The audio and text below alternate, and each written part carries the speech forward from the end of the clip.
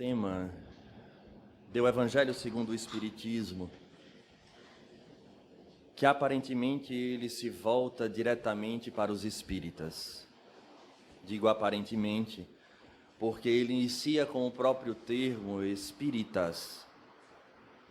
Amai-vos, instruí-vos. Mas para, de fato, dissecarmos esta mensagem, trazida pelo Espírito de verdade, que segundo os estudiosos da doutrina, esse Espírito de verdade se apresenta como sendo o próprio Cristo. Precisamos escutá-lo, o autor, desde tempos imemoriais em especial, quando perceberemos o cuidado da divindade em todos os períodos que a história nos conta, em enviar para a terra figuras ilustres que buscaram lançar sementes de espiritualização para que pudéssemos sair das sombras da nossa ignorância e da vivência material que até então acreditamos ser, pela nossa prática do cotidiano, a única verdade que nos norteia a existência. Independente de ser da tradição oriental ou ocidental, a essência dessas mensagens nos falam da mesma realidade, mas na tradição judaica cristã ou judaico-cristã, perceberemos as figuras que nós conhecemos, mas ao mesmo tempo lançamos alguns questionamentos quando chegamos a um período como tal, em que já permeamos as lições através das inúmeras reencarnações que se encontram tão fortes dentro de nós, que sequer nós nos atentamos para perceber o quanto destas verdades fazem parte da nossa conduta ético-moral, mesmo aqueles que se dizem ateus ou que nunca estudaram livros sagrados, muito menos esses personagens que tiveram a oportunidade e a missão de vir à Terra lançar essas sementes. E nós temos como provar de maneira muito simples, quando questionamos a qualquer indivíduo, mas que tenha um mínimo de noção de ética, e questionamos a ele se de fato é coerente alguém trair um outro, estamos falando em termos de parceria, de relacionamento, a resposta é quase unânime em dizer não, não está certo. E onde está escrito que não se deve adulterar? Qual a obra que se fala sobre essa condição? Quando se fala que não se deve mentir, qual a obra que se fala sobre isso? Perceberemos então que essas frases, esses posicionamentos éticos se encontram nas obras sagradas da humanidade, em especial na Bíblia, no Velho e no Novo Testamento, mostrando que de alguma maneira permeia a nossa existência. E Allan Kardec, questionando aos espíritos em O Livro dos Espíritos, eles respondem a Allan Kardec dizendo que na humanidade nunca houve uma sociedade de ateus, nunca houve. Pode ter indivíduos que de alguma forma buscam não acreditar, mas não há sociedade, dando-nos então a entender que por uma análise e pela lógica, perceberemos que isso é um sentimento inato de cada um de nós, então corrobora com o pensamento de que este Criador envia à Terra figuras, repetimos, que vêm para jogar a semente dessa espiritualização e a partir daí despertarmos. Mas como no movimento cíclico, voltemos a reparar este contexto atual, onde das nossas tradições o mundo vive paradoxos que nos atingem frontalmente. E qual a necessidade de tempos em tempos vir essas frases que buscam despertar o indivíduo? Para chegarmos a esse fim é preciso transitar. E olhamos com muito carinho e às vezes de uma maneira com conceitos prévios para a imagem ímpar de Moisés, porque desde lá na nossa tradição perceberemos que já chega a nós propostas que na nossa experiência religiosa pregressa nós chamamos de 10 mandamentos, que são 10 proposições, que são 10 proposições norteadoras para aqueles que buscam, de fato, atingir aquilo que o ser humano, por natureza, procura. Porque eu faço um desafio de ter uma conversa um a um e procurarmos saber qual a meta existencial de cada um e o que é que cada um deseja buscando aquilo que busca. Ao frigir, perceberemos que neste funil, ao sobrar todos os argumentos do que nós buscamos, queremos de alguma forma a felicidade, a paz, o equilíbrio, seja o que nós taxamos, a palavra que for, mas de fato em essência seria isso. E nós vamos percorrer ao longo dessa história caminhos diversos, mesmo tendo essas figuras ilustres que nos dão proposições, mostrando a maturidade do qual são portadores e, ao mesmo tempo, a misericórdia divina de mandar para esta escola chamada Terra professores que, a seu turno, conseguem nos trazer aquilo que se faz necessário para cada um de nós. Não obstante, não nos tira a responsabilidade de termos ouvidos de ouvir e olhos de ver. Porque, diferentemente do que acontece na vida escolar, onde de fato existe a figura daquilo que nós lemos num quadro que nos são passados de maneira mais objetiva, precisamos sentir esta necessidade em nós. E buscamos então seguir essa rota, quase que naturalmente buscando as religiões. E aí sim entra a cultura daqueles que vêm à frente, nos tomam pelas mãos e nos levam para as religiões dos nossos pais. Entramos em contato primeiramente com aquelas verdades, e no grau da maturidade que nós temos, despertaremos a nossa consciência para procurarmos o nosso roteiro, mas ainda assim em busca desta essência.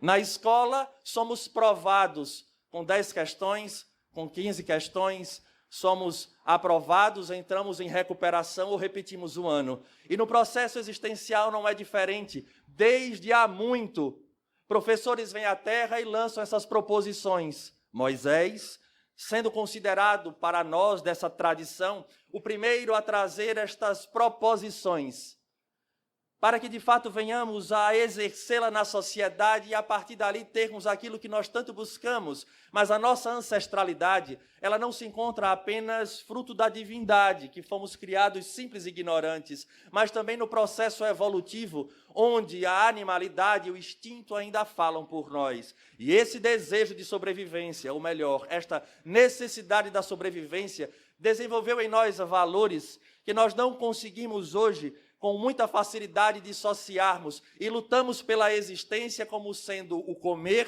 e o usufruir, as metas existenciais que frequentemente percebemos que não respondem às nossas necessidades verdadeiras. Porque conheço indivíduos que são repletos de possibilidades, de posses, mas que continuam sentindo vazio existencial.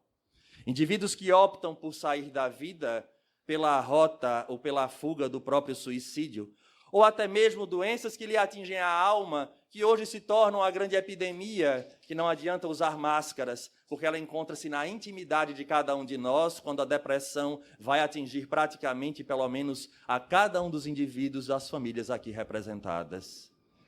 Então é sinal de que há uma desconexão, porque nós estamos na Terra, a divindade lança a proposta através dessas figuras, e nós não despertamos. Somos reprovados pelas nossas próprias escolhas e a vida por si nos dará de volta a oportunidade de recomeçar, de refazer. É indiscutível que agora, arcando com as consequências daquilo que foi escolhido ontem. Moisés, então, ao lançar os 10 mandamentos, ele se torna o libertador de um povo. E nós nunca paramos para refletir sobre essa significação para cada um de nós. Porque remover o povo do Egito, além de ter o sentido objetivo desta fuga em massa do povo escolhido, ela tem um sentido subjetivo que seria tirar, remover essa grande quantidade de indivíduos daquela estreiteza, do cativeiro, daquilo que a aprisiona. E nós, todos nós, inclusive nos dois planos da vida aqui presentes, estamos neste processo de fuga, da saída, daquilo que nos constrange para aquilo que nos liberta. Há esse sentido. E como dissemos que temos o pé na animalidade, neste processo do instinto, na preservação da vida, há e surge em nós um sentido de exclusivismo, que iremos perceber na tradição judaica de uma maneira muito arraigada, porque se torna muito mais importante agora seguir a lei, ao pé da letra, do que transformar-se. Então, a partir dali, nós saímos da posição de aprisionados ao Egito, presos, escravos, e saímos agora para uma condição de escravos externos de uma lei, onde aquele povo se torna o escolhido. E é interessante, porque muitos olham para trás ao povo judeu e dizem, como pode, milênios, e eles ainda esperam o Messias libertador. E para eles é importante ser judeu. Eles dizem até, o judeu não se faz, o judeu nasce. Mas iremos replicar essa mesma atitude nas religiões que nós professamos, enquanto ainda não entendemos a mensagem daquele que de fato é o libertador por excelência. Porque há irmãos nossos que transitam em outras religiões e dentro da doutrina espírita, do movimento espírita, e enxergam o mesmo exclusivismo, que é necessário ser tal ou qual religião para alcançar um processo de salvação, de um desencarne mais feliz, onde entra num contrassenso profundo quando chega à figura deste segundo libertador, este referência para todos nós, ponto de mutação, que é a figura de Jesus de Nazaré, que apresentando Deus na figura de Pai, cria-se agora um contrassenso de que Deus não poderia fazer uma escolha de indivíduos que creem de uma forma para indivíduos que creem de outra. Porque se os seus missionários foram enviados da espiritualidade para a terra, ora, seria então um jogo ou um joguete com aqueles que estão à terra, e aquele primeiro em que ele envia para trazer a sua mensagem é um engodo, porque só será salvo aquele que acreditar no outro que eu enviarei depois. É incoerente. Daí Jesus então traz a figura do Deus que é Pai, que agora não é exclusivo do povo judeu, nem de nenhuma religião, nem a espírita, nem a católica, nem a evangélica, nem de nenhuma outra linha cristã ou de qualquer outra linha religiosa que seja. Jesus, então, ele vai trazer a essência. Deixa de ser o indivíduo, o ser, o Messias que traz do Egito para a liberdade, mas agora ele se torna o libertador por excelência. Porque ele vai falar da lei divina, separar o joio do trigo, mostrar o que de fato é e o que não é, porque ele tinha religião. Ele era judeu, foi levado ao templo quando nasce, passa pelo processo da circuncisão, e a partir daí toda a história que nós sabemos, até que ele rompe com aquela religião nas suas tradições e apresenta um modo de vida baseado na lei. E vai trazer exemplos que são para nós perturbadores, compreendendo então que a cada período da humanidade Jesus nos fala, dando-nos o norte. E ele vai trazer para nós a grande síntese que se encontra no Velho Testamento, por incrível que pareça. E isso para nós é um indicativo de que não há uma obra superior à outra, porque a verdade ela é una. O que difere de nós é a capacidade de enxergar a verdade naquilo que está escrito, com as ferramentas que eu sou agora portador. Ele busca em Deuteronômio e em Levítico a grande síntese. Ama a Deus, é o primeiro mandamento. E o segundo, que é semelhante ao primeiro, e ao próximo como se ama a si. E ele cria uma revolução. E é uma revolução de fato. É algo tão revolucionário que nós ainda hoje buscamos estudar, viver e somos perdidos no meio desta experiência e de tantas outras, tentando acertar este viés do amar. E um doutor da lei, segundo reza a lenda, ou melhor, reza o evangelho, é interessante esse processo do diálogo, porque é uma parte no evangelho de Lucas em que as pessoas, os apóstolos, aquele que ele elegeu para levar adiante a sua mensagem, volta para ele e diz: Senhor, aconteceu prodígios, nós vimos o Satanás, o diabo caindo, produzimos curas. E Jesus, então, diante daquele relato, e havia ali fariseus próximos a ele, diz a ele: eu te agradeço, meu Pai, por teres escondido isso dos doutos e dos prudentes e apresentado isso aos simples e ignorantes. E em sequência a este diálogo, um dos fariseus que estava ali tenta ao Senhor, porque sabendo que ele calara a boca aos saduceus, pergunta a Jesus o que fazer para conquistar essa vida eterna, essa plenitude. Vida eterna, a gente sempre olha nesse viés religioso, da espiritualidade, da vida eterna. A condição não é bem essa ou só essa. Porque quando nós aqui, acredito que a maioria de nós, ao desencarnar, continuaremos não sendo cidadãos espirituais, continuaremos sendo cidadãos da terra. Não conquistamos a vida eterna. Vamos ver se a gente consegue extrair essa lição. Como assim, Alisson? Porque na hora em que eu me for, eu vou olhar para trás e vou dizer: minha esposa, cadê ela? E tem gente que é tão apaixonado e apegado que vou dizer: eu não só quero saber dela, como eu quero trazer ela para cá. Raíssa, não saia daqui. Ela pode estar por aí, fugir. E nós vamos observar nas reuniões mediúnicas os espíritos dizendo: mas eu amo, eu quero ela para o lado de cá. Isso não é amor. Isso é patológico. Vai ter aquela herança que eu deixei, os negócios que eu deixei, o carro, a posse, a aliança. Nós não somos de lá. Nós não estamos na vida eterna. Nossa vida está onde? Está na terra. Eu estou sem corpo, mas minha vida está na terra. O que é necessário para alcançar a vida eterna? Desprender-se. Compreender a lei, cumprir a meta da existência na terra e seguir, isso é vida eterna. Jesus, quando se encontrava na terra, continuava na vida eterna. Porque não havia nada que o prendesse. E ele amava profundamente, porque o amor, e aí nós entenderemos mais adiante, o que ele próprio, como Espírito de verdade, nos fala: espíritas, amai-vos. A gente entende já já. Como ele tinha a plenitude, porque era o homem integral, ele continuava na vida eterna, numa experiência terrena. Nós, a maioria, vivemos no mundo espiritual, mas a nossa vida é terrena.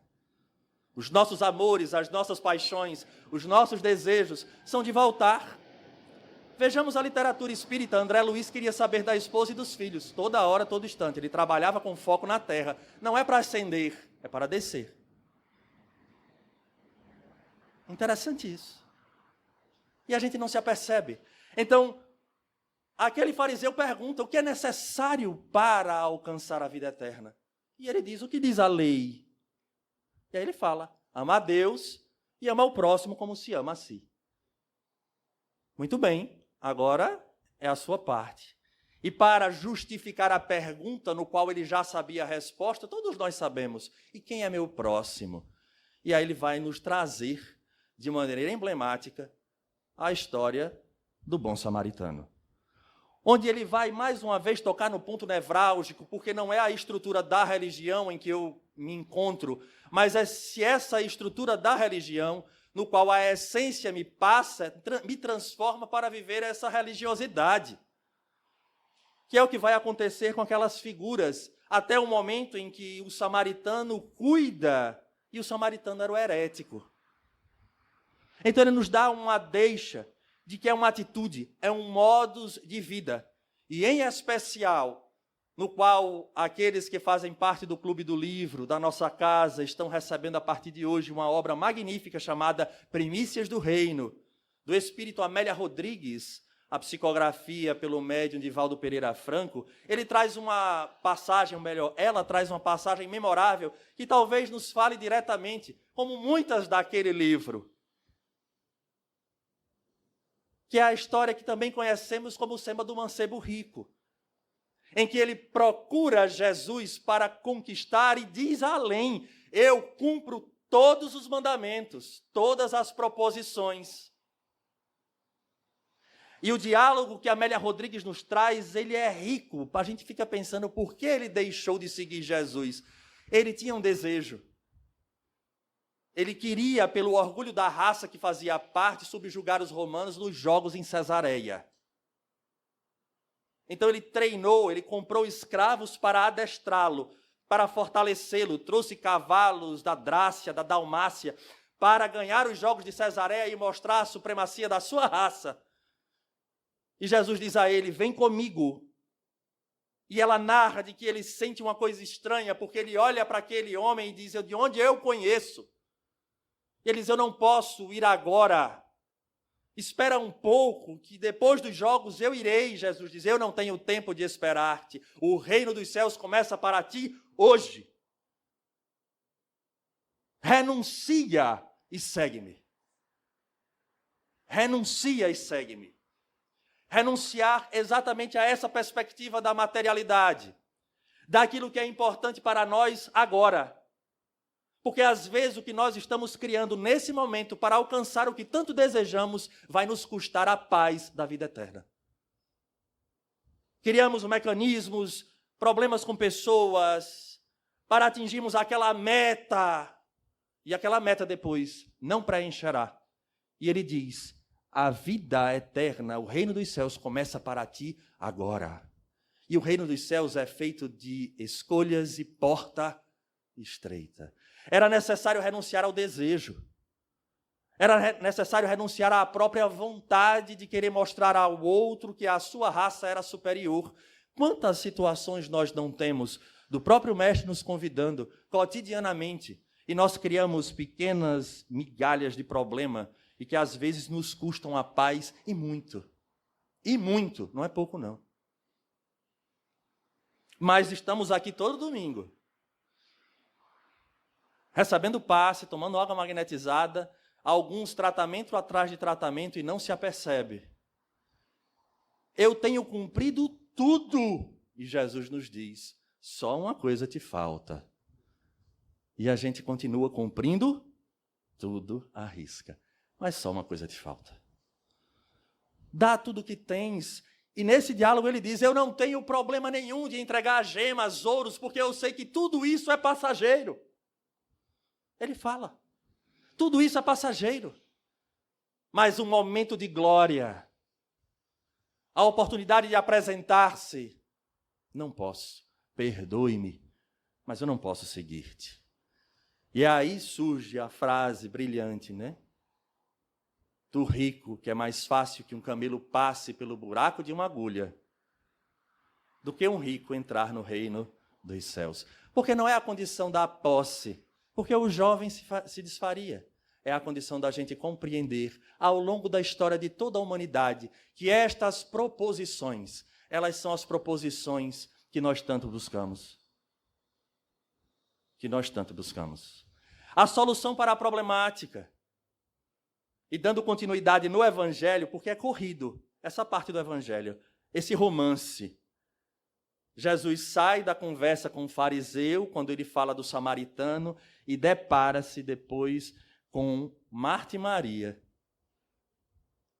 E aí Marta vai reclamar de Jesus, porque Maria estava tomando conta de tudo dos afazeres, ou melhor, Maria estava ouvindo Jesus, e ela sozinha tomando conta dos afazeres da casa.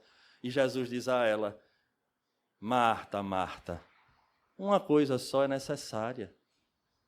Ou seja, é voltar as atenções para a figura deste rabi, da mensagem que ele trouxe, e sair dessa postura religiosa exclusivista, milenar, que nos acompanha, como se isso fosse garantia para um amanhã mais feliz. E tem pessoas que dizem: mas eu faço tudo, e tudo de mal me acontece. Se é uma pessoa que eu escolho, eu tenho um dedo podre. Isso é difícil. Eu digo, mas é importante saber da base. Quais são os valores? Quais são nossas escolhas? O que é que nós estamos fazendo do entendimento que nós já temos destas proposições que nos são feitas, porque a vida, nesse sentido, eu vou colocar entre aspas, mas ela é cruel. Por que ela é cruel? Porque ela apresenta-se como um mestre que ela não tem dó do indivíduo.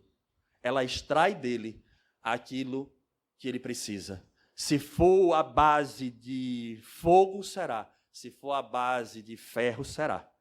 Mas ele vai extrair, porque é a lei. Às vezes nós damos as costas hoje, como aquele jovem deu as costas a Jesus, que é um sentido também figurado. Nós também damos.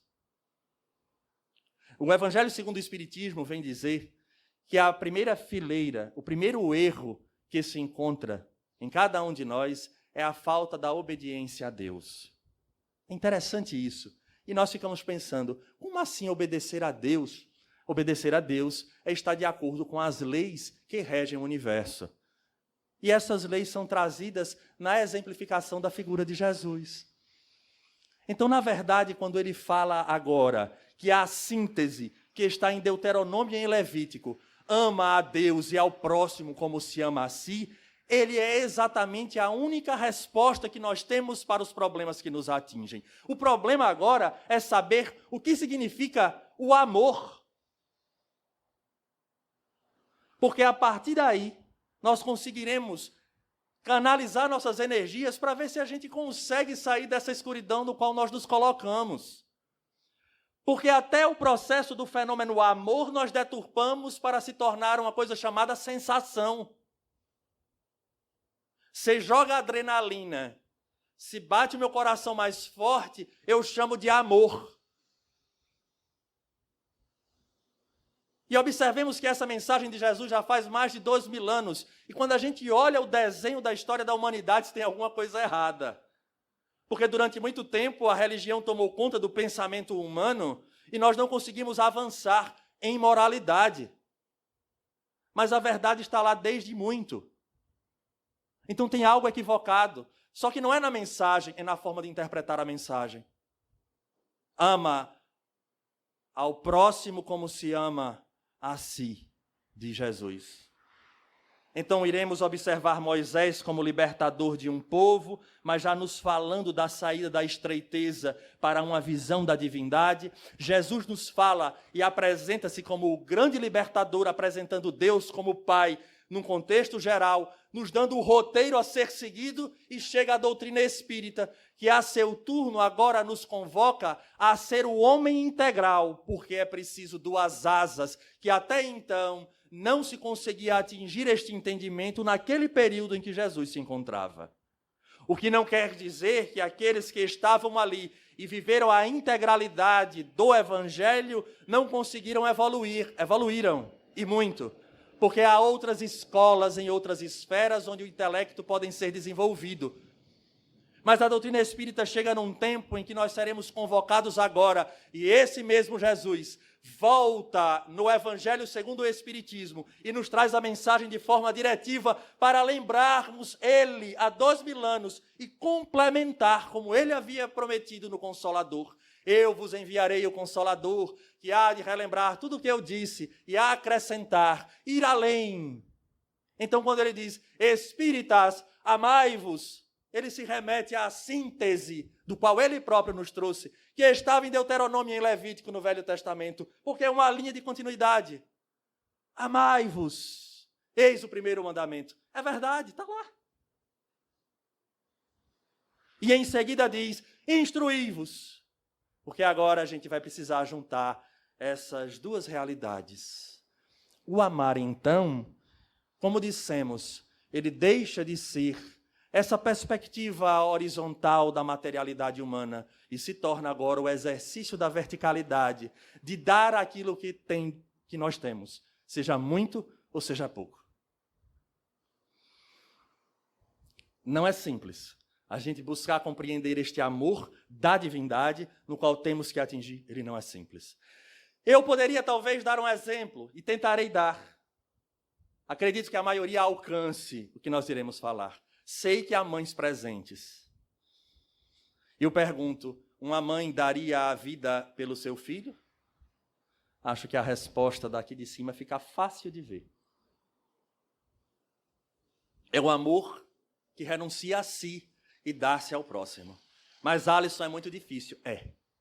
É muito difícil. Porque nós enxergamos na vida o bem maior. Vejamos, nós enxergamos na vida o bem maior. Então você renuncia à própria vida para dar a sua vida pelo outro, porque é o bem maior para o outro é a vida. Vejamos o entendimento. Então a mãe que renuncia à própria vida para que o seu filho continue, é porque na sua balança de valores a vida é o bem maior. Mas quando nós entendemos agora de que esse amor, de fato, é aquilo que a própria divindade expressa para nós através das suas leis, encontraremos a mesma mãe que vai dizer não ao seu filho, porque observa que a consequência do seu não é muito mais positivo do que aquele sim que vai agradar o filho. Porque eu conheço muita mãe que diz não e acabou. Porque ela não está observando agora o desejo, ela está observando o que é bom para ele. Isso é amar. Só que Jesus, um parâmetro fantástico, amar ao próximo como se ama a si. Então agora a problemática já não é mais o outro.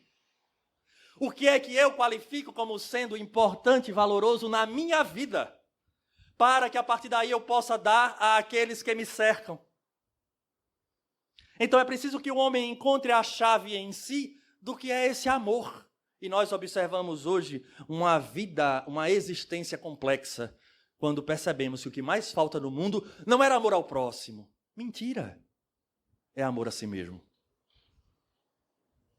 O amor ao próximo é consequência. O que falta no mundo é amor a si mesmo. E nós não estamos falando de egoísmo, estamos falando de amor a si. Façamos uma análise da nossa vida.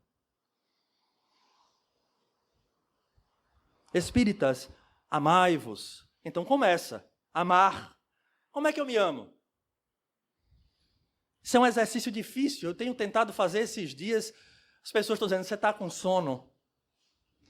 Você está com a cara tão fechada? Foi que houve? Se a conta para pagar, se fosse por conta para pagar, era fechada toda hora, viu? Não tem nem perigo. Mas... Porque de tempos em tempos eu fico pensando nesse exercício do amar a si. Amar a si é o quê? É ter equilíbrio. É a conversa que tivemos no exemplo de Chico Xavier. É a disciplina. Mas disciplina em que norte? Na lei divina. Não é fazer da lei o que eu quero fazer. É eu fazer de mim o que a lei solicita que eu faça. Isso é amor. Como assim, Alisson? Porque a lei, através da doutrina espírita, que fecha essa tríade, Moisés, Jesus e o Consolador, ele me dá a condição, pela informação que os Espíritos nos trouxeram, de uma coisa chamada consequência. Eu agora, através do que os Espíritos nos falam, eu sei o que me aguarda amanhã. Eu não sou mais ignorante. A sombra da ignorância não me atinge mais, porque eu sei que quando eu opto por não perdoar, por não tolerar, por ser impaciente, por ter aborrecimentos, por não cuidar do templo sagrado que é o corpo e usá-lo como eu acho, a meu bel prazer, eu sei o que me acontecerá amanhã. Então amar a si é fazer o esforço hercúleo de romper com o desejo inferior e colocar-se à disposição da lei dos espíritos que almejam e desejam o meu crescimento. E isso não é simples, é difícil. Porque nós não somos indivíduos que estamos em busca da vida eterna. Nosso foco ainda é a vida na terra. Eis o desafio. Perdemos tantas coisas ao caminho, ao longo da nossa existência. Alguém, às vezes, tinha um anel que gostava, um brinco, ou um livro, se perdeu. Durante um tempo se aborreceu, seguiu a vida e nem lembra mais. Tem outros que ainda são focados, têm a mágoa de ter perdido. Onde é que está o foco? Está ali. Mas tudo que nós temos hoje, tudo que nós temos hoje, será deixado. Absolutamente tudo. E é exatamente o que nos perturba. Há aqueles que se perturbam pelo que têm, porque vão entrar, vão invadir, vão fazer. E há aqueles que se perturbam pelo que não têm.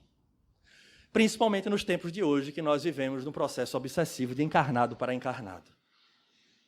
Constante. Vocês sabem que a obsessão ela tem esses níveis, né? Os espíritos, alguns nos obsidiam. Nós obsidiamos alguns espíritos. Vocês estão lembrados disso, né? Meu Deus, fulano foi embora. Fulano, por que você me deixou? E o cara está lá, meu Deus, me larga nem morto. Existe de desencarnado para desencarnado os espíritos que se perseguem. E existe de encarnado para encarnado. Mas tem um nome novo. A obsessão de encarnado para encarnado. Não sei se vocês sabem. Chamado de Instagram.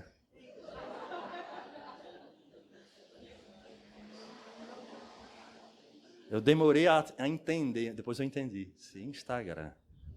Porque você passa o seu tempo livre observando a vida alheia.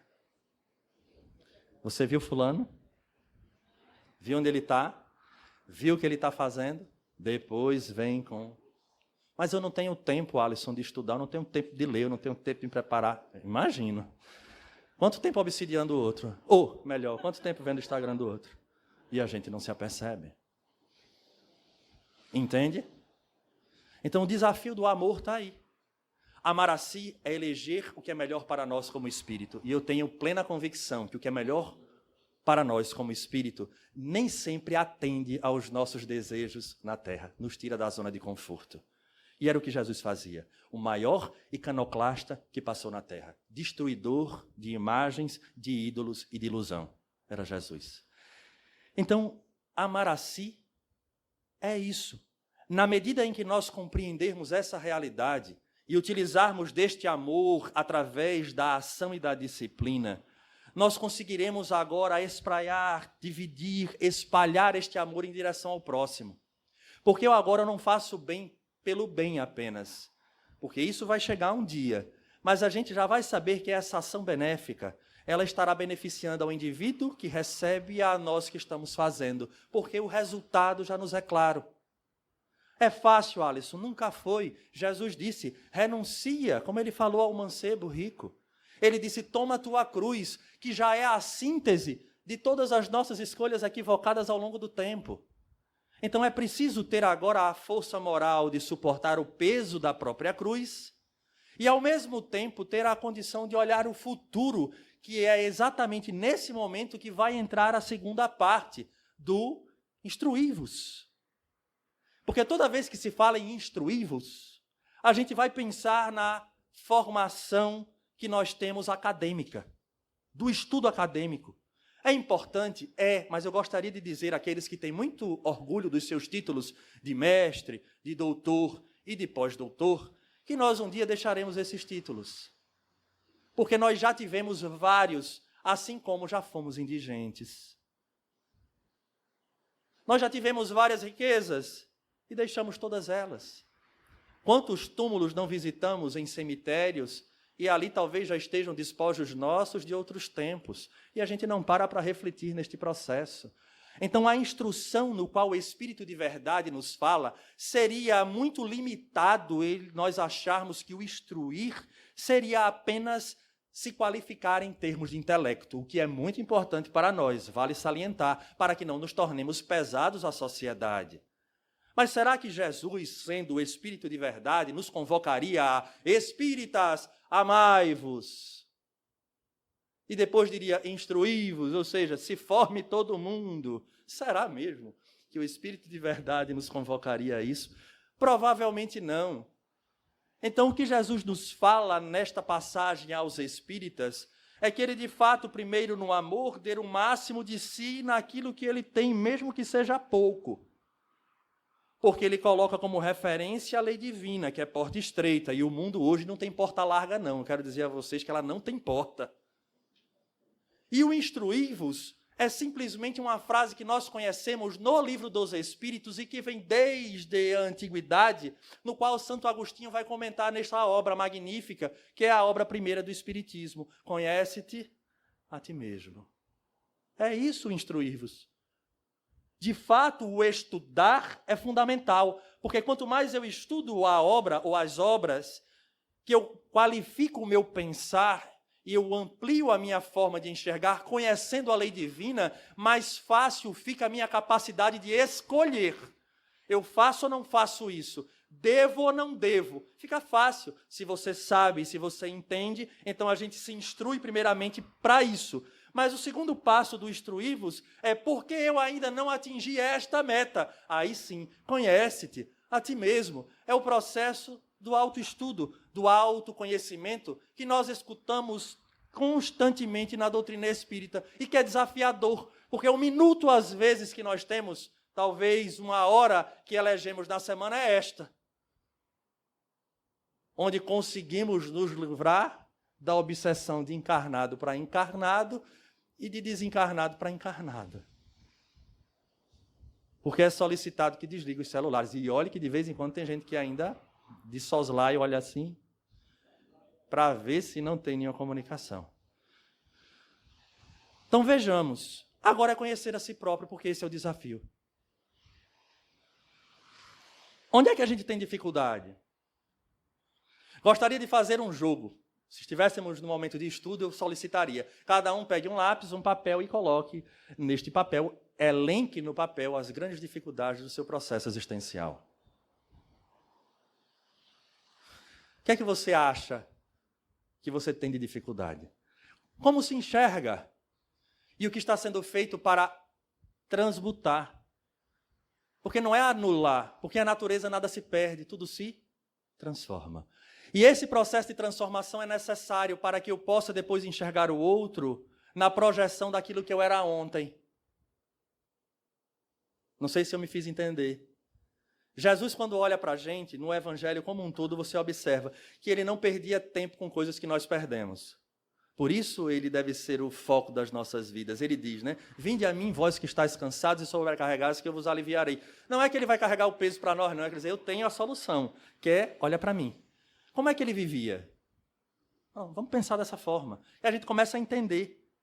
Como é que eu vivia? Como é que ele vivia?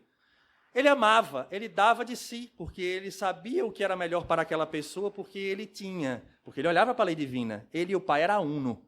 Mas ele não perdia tempo em esperar o indivíduo agradecer. Ele nos deu lição de gratidão, porque aquilo ali é um roteiro. Então ele nos fala da boa conduta, daqueles que ele curou e voltou só um para agradecer. Se os demais, cadê? Não é que ele fazia questão, ele estava ali lecionando.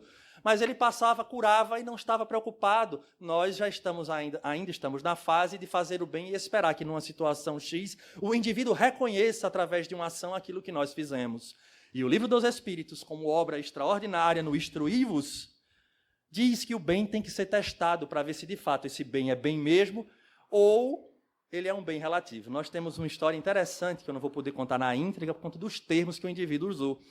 Essa pessoa se converteu a Jesus, é uma pessoa conhecida nossa, converteu-se a Jesus, faz parte de uma igreja da linha anglicana e é brigada com o irmão. E o pastor, de maneira muito feliz, disse a ela, ligue para seu irmão, peça perdão, peça perdão e dê o seu perdão a seu irmão por tudo que aconteceu.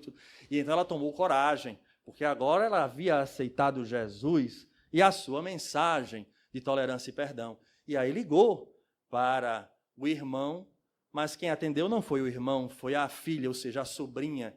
E aí ela disse, olha, eu queria falar com fulano. Um minuto. Pai, fulana está querendo falar com o senhor. Quero falar com ela não. Tia, está acontecendo tal e tal situação, a posição de papai é essa daqui. Segundo o relato, a própria diz, naquele momento eu esqueci tudo que o pastor tinha dito, peguei o telefone e diga a ele que... E desligou o telefone. Então, o bem tem que ser testado, está lá no Livro dos Espíritos, para ver se de fato é aquisição nossa. Se é aquisição, já é adquisição, já virou parte integrante de nós, vamos testar. Por que, Alisson? Porque o livro complementa, diz assim, porque o que é perfeito já não precisa ser testado. Olha que lindeza, olha que profundidade. É simples, mas é profundo. Então, a partir daí a gente se conhece. Aí olha para Jesus, como é que ele agia? Ele agia dessa forma. E perante os inimigos, qual era a atitude? Ele tem algumas atitudes. Primeiro, não era covarde. E estou falando da covardia moral, que hoje, em nome de uma falsa caridade, nós silenciamos para o que é certo. E o Livro dos Espíritos também fala isso. Né? O problema é o silêncio dos bons. O bem é tímido. E a gente fica em nome de uma caridade. Mentira, é covardia moral. Porque Jesus falava. Falava com o objetivo de libertar o indivíduo, mas não o obrigava. Veja que o mancebo rico ele foi convidado. Renuncia agora. O reino de ti começa, o reino dos céus começa para ti agora. Vem e segue-me. Ele não deixava de fazer o convite, ele não deixava de mostrar a verdade. Mas o menino deu as costas e foi embora. Ele não agarrou o jovem, ele deixou o jovem ir. E o final da história eu não vou contar, porque está no Primícias do Reino, para que vocês adquiram depois. Mas é exatamente isso que a gente precisa perceber. Então, a atitude primeira de Jesus é isso aí. Porque quando se diz instruí-vos, primeiro eu me instruo. E a pergunta é, e como é que se instrui o outro? Como é que eu instruo? Como é que eu ensino? Aí vem a parte formidável da doutrina espírita, que está calcada na figura de Jesus. Exemplifique. Mas é exemplificar na pauta dos valores que nós estamos adotando. Esse é o desafio dos novos tempos. Ontem era o exército romano e as arenas. Hoje é a vida moral. Nós somos atentados frontalmente com valores que são, no mínimo, questionáveis, que já estão nos livros sagrados, em especial no Evangelho e na própria doutrina espírita, nos mostrando o roteiro convencional, correto, coerente, que nos aguarda para, de fato, entrarmos na vida eterna. E como é que eu vou instruir? Vivendo. A dificuldade está aí agora. Porque, como falávamos, tem hora que Jesus falava, mas ele sempre vivia o que ele pregava. E depois vem uma terceira fase, ou melhor, um terceiro momento que perceberemos, que diante de algumas acusações e diante de algumas posturas de indivíduos que não tinham a capacidade de atingir pelo grau de inferioridade, Jesus silenciava e ainda dizia que nós não deveríamos nos estimular ou digladiar por conta do fermento dos fariseus, nem atirar a pérola aos porcos, porque eles de fato não reconhecem o valor. E nós ficamos na luta de querer que o indivíduo enxergue aquilo que ele não tem condições de enxergar ainda, porque a condição da vivência faz com que ontem eu também não enxergava, mas a vida cruel, como eu disse, entre aspas, através da dor me levou a perceber que o roteiro era aquele desde Moisés, passou por Jesus, chega para nós como Jesus novamente, via Consolador, e o convite permanece e permanecerá ao longo de milênios e milênios, porque as palavras dele jamais passarão. Daí fica o convite para nós, espíritas, amai-vos, relembrando aquilo que Jesus disse ao doutor da lei, instruí-vos, conhecei a si próprio, percebam onde se encontra a grande dificuldade, elenquem no papel, coloquem item a item, ter a coragem de enfrentar a si próprio e a partir dali burilando pouco a pouco, porque com o conhecimento que a doutrina nos traz, o futuro já não nos é mais uma surpresa, nem algo que não sabemos o que acontecerá. O futuro está em nossas mãos. E o roteiro não há outro. É simples, e talvez essa simplicidade é que nos atrapalhe tanto. A todos, um grande abraço, votos sinceros de saúde e paz.